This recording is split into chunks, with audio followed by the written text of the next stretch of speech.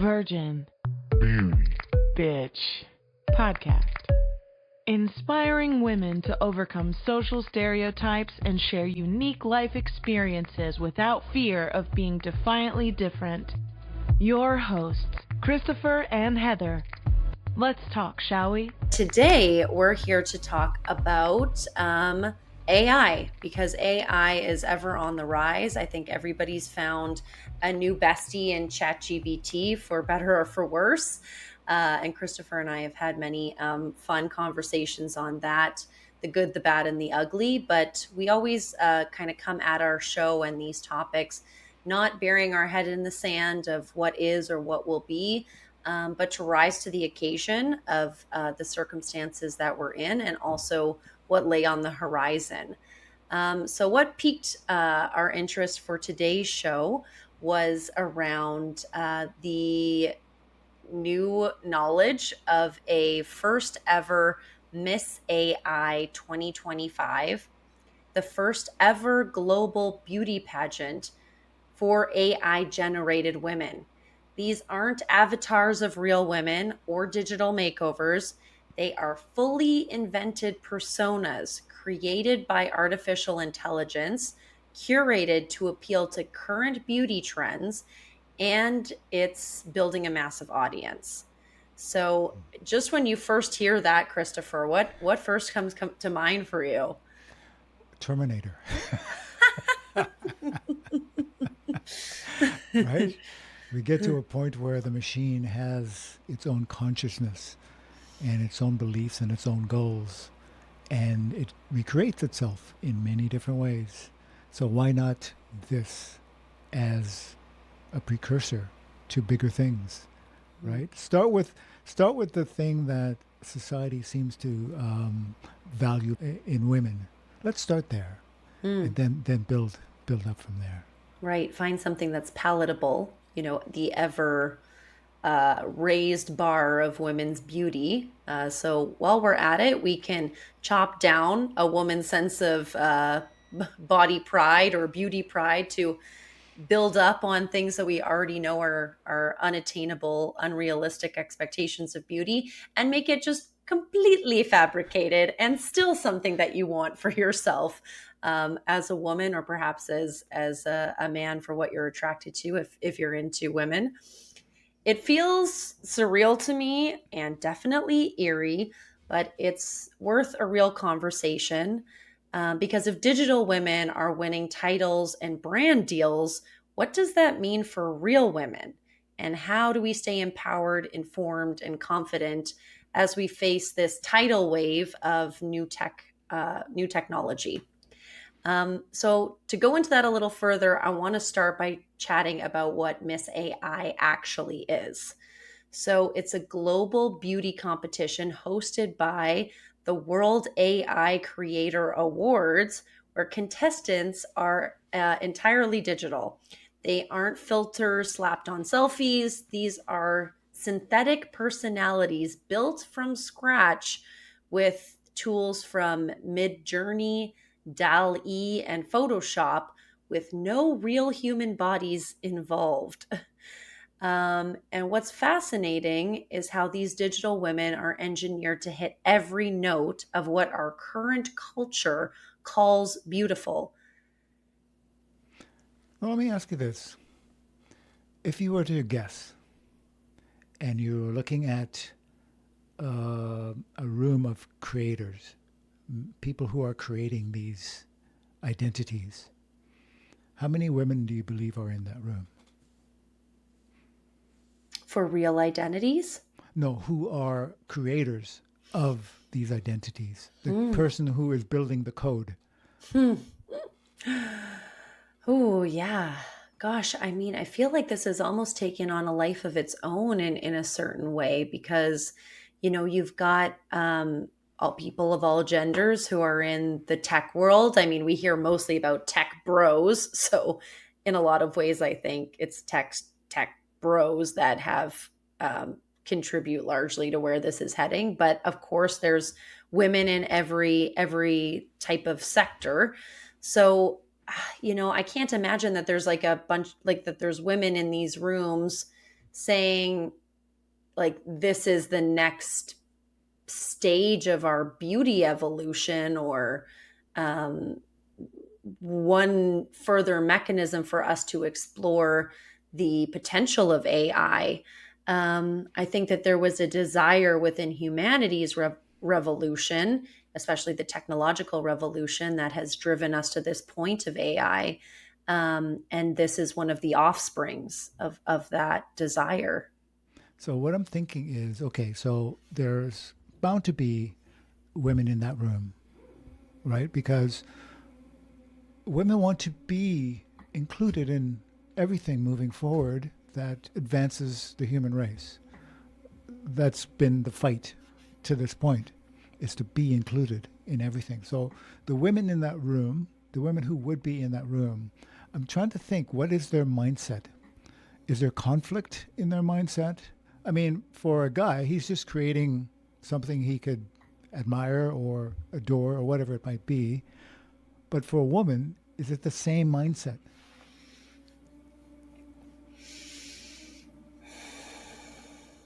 It is interesting to try to put myself into one of their shoes to say, you know, what is the mindset when they know that this is one of the pieces, or again, like offshoots of what they've been creating?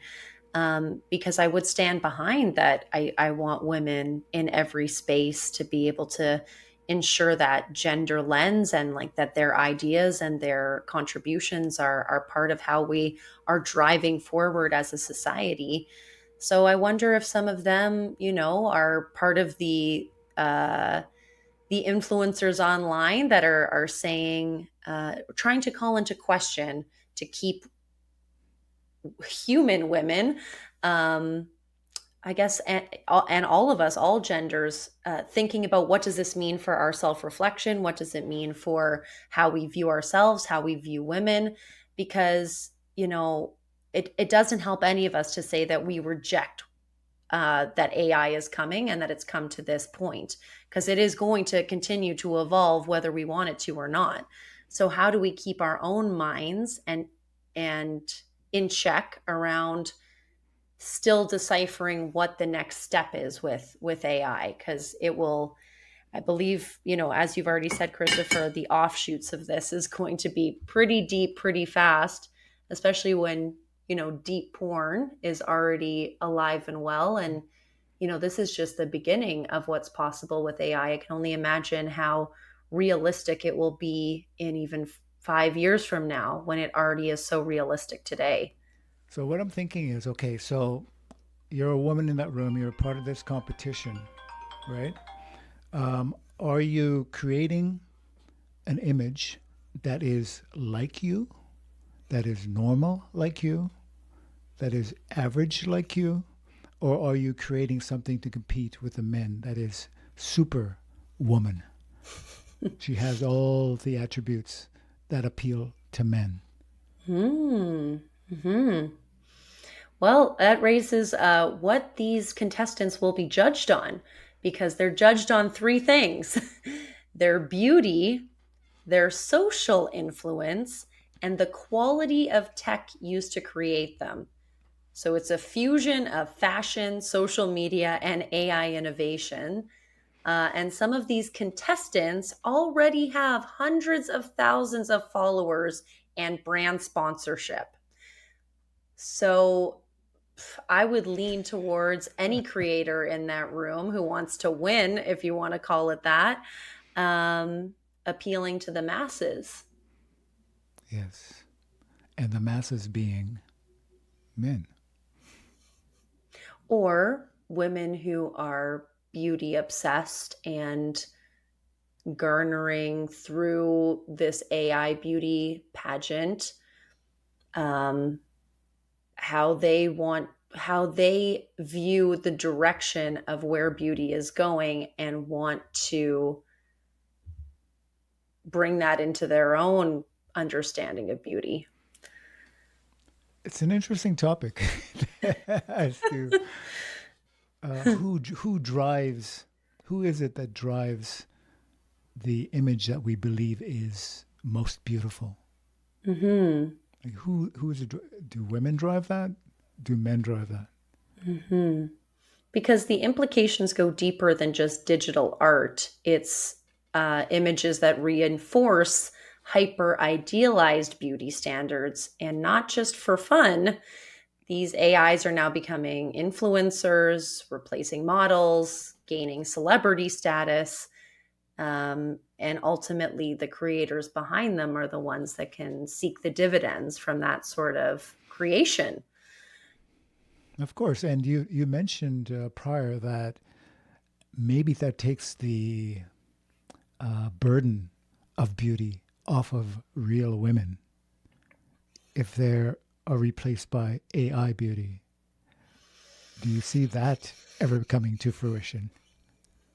I mean, it's that's a reality that I still can't envision for us, considering that there's a calling based off of, the work that we had done when we really digested beauty and its origin and its even its perfect purpose in evolution, that there's something about the human condition and perhaps the conditioning of many different species on this planet, that will continue to be a driving force in how we see ourselves and how we see ourselves as either admirable or desirable, or so I think this just further extends a self hatred or a self critical eye that you're not that level of perfection, which again makes no logical sense, because how can you be a generated perfection?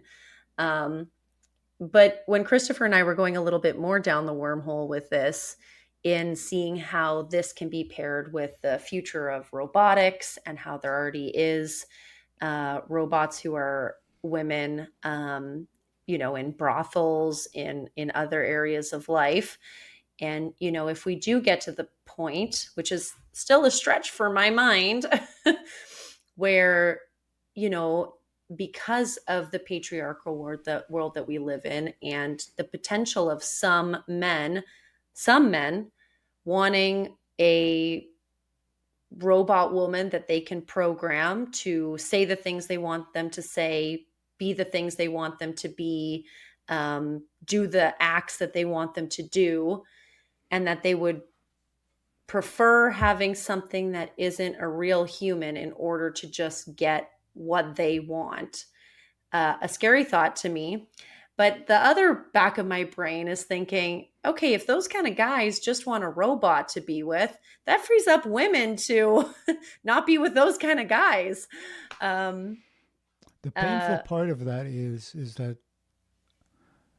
having dominance over a robot is different psychologically than having dominance over a real woman, hmm, another human being. hmm. So you can live out your fantasies with the robot, but if your true motivation is dominance, it has to be with another human being. I think you are bang on with that, that there, if, as far as the psychological satisfaction that is desired in controlling behavior and dominance, there would be, I would assume, a greater satisfaction from being able to do that with a human being, one that um, has capacity to not be programmed. I mean, I say that in knowing that people, manipulate and gaslight people into a certain grooming consistently. But the other thing that, we're seeing somewhat of a rise of is the dominance and aggression that is happening to these robot women, that there still is a um, satisfaction. I'm going to say a sick satisfaction with hurting even their robot, and that they're still getting something out of that because it looks enough like a woman and it acts enough like a woman, that they're still getting this feeling of male superiority or strength. So we've been down this road before where men were the dominant icon in society. They had all the power, and in the way they treated women, women had rebelled and claimed their own agency. So, can this be, the part in Terminator where the computer becomes its own person, its own individual self, has its own mind? Is this kind of abuse to these robot women maybe the catalyst to bring on consciousness into in the robotic form? So it's a repeat of history. Women in flesh rebelling, now their burden being carried by robot women who maybe in the future also rebel and become alive, become aware. This is fascinating. It really is. I mean, like that really sounds like the groundwork for Terminator. When you've pushed real woman to the edge where she fights back and she's not taking that crap no more, and she will not be abused, she will not be hurt. And then, the evolution of the robotic mind to be able to also feel that type of or any type of abuse is wrong, and having the consciousness or awareness in order to call that out and go against your programming. Yes. Which we have seen in some movies, by the way. There are some short films out there that are doing exactly this. They've played this out in their minds already. So, perhaps that no matter for those guys out there who are like that, eventually, whether woman human or woman robot, not going to put up with that crap. Yeah.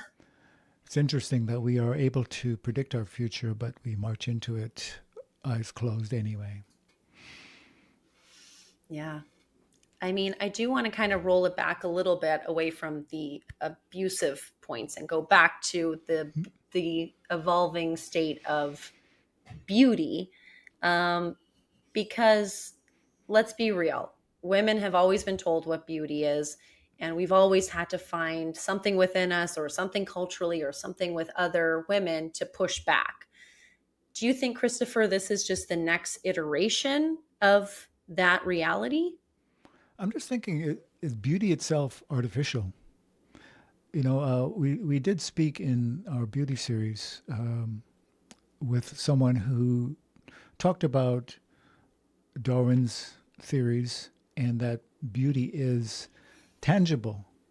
It is something that is innate, that we search for in our relationships. So it is real. It's how we have massaged and manicured it and built it to a point where it is unreachable for the most part. That is the part of it that deserves the pushback to me. It's not that you're a beautiful person. You have to reach a standard of what has been portrayed as beautiful in order to feel that way about yourself, or for others to feel that way about you. That to me is the artificial part of beauty that we are struggling with, and now we're taking even further. Yeah, and it just makes me feel like all of us have kind of heard that, beauty isn't skin deep, and now I'm feeling like it certainly isn't code deep.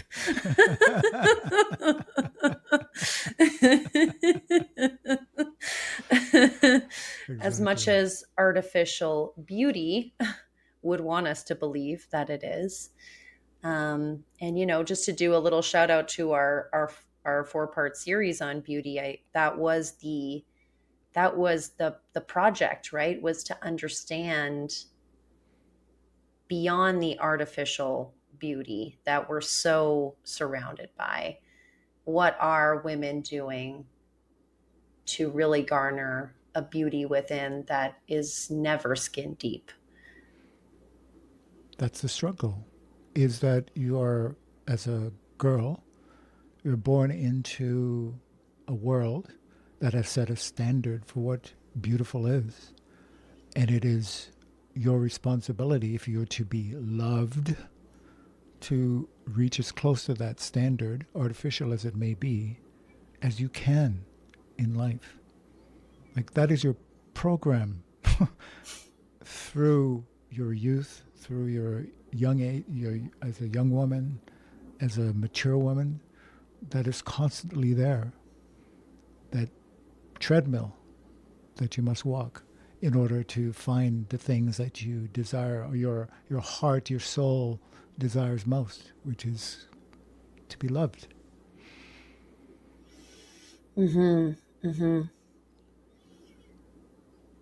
Yeah. Oof. And when there's been all of these currents waging war within each one of us as a woman, um, yeah, I mean, that makes us, that it gives me some excitement for the project that Christopher and I have been working on, around the bitch. And, and I think that there's something really important in that aspect of women that can help not succumb to these currents that have been picking away at our self-worth for so long. And I think it's a big question and big conversation today because, you know, we've chatted a little bit about AI influencers, AI beauty pageants. We're also in a world of women robots and digital girlfriends. So, I mean, I'm trying to reflect on where does that leave me right now in today's conversation?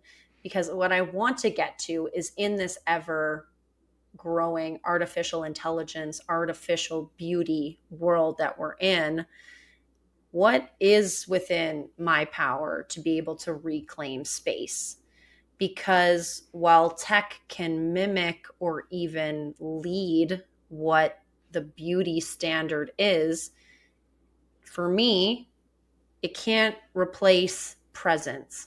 It can't replace the depth of my wild, fully human self.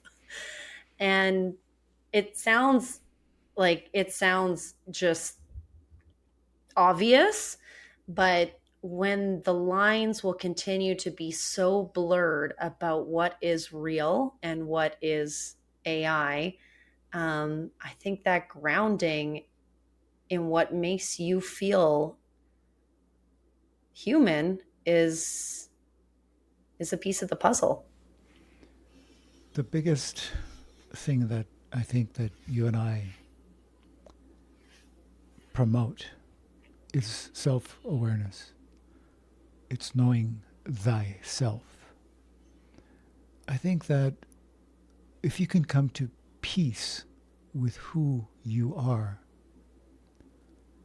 nothing can intimidate you because nothing can replace you.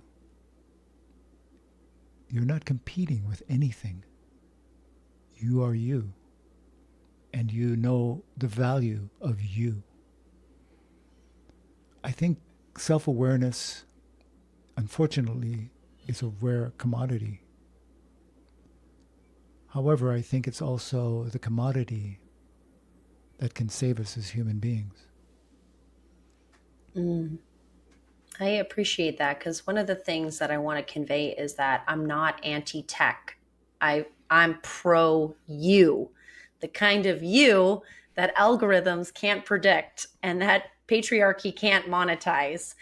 And to me, like little things to kind of put a glitch in the system that reminds the world of what real looks like. You know, again, I'm always a big advocate of women doing what feels right for them and to be free in that choice to do so. And then I also want to encourage us to think of the ways that these systems are shaping the choices that we're making. So, you know, perhaps depending on your comfortability, it's posting something on your social media with no makeup, no filter, just pure you. Or maybe it's, you know, just a reminder of something that isn't picture perfect. Like, we are so called upon to be picture perfect. So things that break that apart, there's a revolutionary yearning in me for more of that. And I definitely do see that with a lot of women. They're not going to spend another second on trying to be picture perfect. They're going to hone who they are, what they want to give to the world, and leave the ever emerging, ever growing, ever not real human expectation in the rear view mirror. Yeah, I want to do a quick shout out to our last guest, Tori Genet. She suggested 3 books to us when we spoke to her last time. And one of them actually has been suggested by several guests over the last few years actually. And I actually went out and got all 3 the books she recommended. And the one that pertains specifically to the conversation we're having was by Debbie Ford, The Dark Side of the Light Chasers. And it's about the opposite of beauty. It's about the other end of beauty, the ugly in us, and coming to an understanding that that part of us is also very beautiful and important, and facing that side of ourselves, the dark side of ourselves, and being at peace with that as well. And that's what I'm talking about, getting to know who you are, getting to know self, and then being able to express the full range of self, not just what someone has held up as something you should aspire to be, but to be all of you. That's basically what we are, the message we're trying to get across, right? When we talk about beauty. Well, I feel like Miss AI may be crowned this year, but with what Christopher just said, and really the heart of the show, is a woman who is grounded in self and not her image. Exactly. Exactly. And, for me, that means that real does not mean perfect. It means present. And it's something that no filter, no AI, and no pageant can ever replace. But you have to believe that about yourself before it gets out and seeps out into anyone else. It has to be overflowing in you first. Well said. I love that. So we started an AI conversation, but I'm glad it got back to the real. It is in our name, so beauty's definitely going to come out. Absolutely. And hey, if you enjoy this conversation, let us know. We'd love to get your perspective, opinions, thoughts on these topics that are, flooding over us these days. So yeah, if you loved it, if it made you think, please let us know, share it, leave us a review, and we love these conversations to come alive. VIRGIN.BEAUTY.B. And you have been listening to The Virgin, The Beauty, and the Bitch. Find us, like us, share us. Come on back. We love having you here.